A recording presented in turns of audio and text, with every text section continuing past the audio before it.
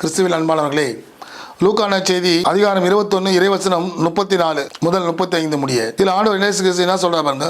உங்கள் உள்ளங்கள் குடிவெறி களியாட்டத்தினாலும் இவ்வுலக வாழ்க்கைக்குரிய கவலையினாலும் மந்தம் அடையாதவாறு அந்த நாள் திடீரென்று வந்து ஒரு கண்ணியைப் போல உங்களை சிக்க வைக்காதவாறும் எச்சரிக்கையாயிருங்கள்ன்றார். ஸோ ஆண்டவருடைய இந்த இரண்டாம் வருகை பற்றி பேசுகிறார். எச்சரிக்கையாயிருங்கள்ன்றார், விழிப்பாயிருங்கள் சொல்கிறார். நீங்கள் இந்த உலக கவலைகளில் மாட்டிக்கொள்ளாமல் ஆண்டவருடைய நியமங்களையும் கடைபிடித்து அதன்படி இந்த உலகத்தில் வாழணும்னு சொல்கிறாரு.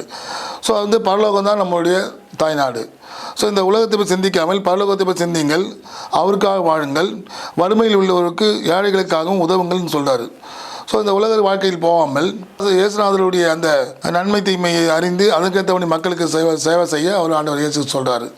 இதுதான் நற்செய்தியாளர், இதுதான் இறைவாக்கினர். ஸோ நம்ம பிறருக்காக வாழும், ஏழைகளுக்காக வாழும் நம்மளை தயார் செய்ய வேண்டும்.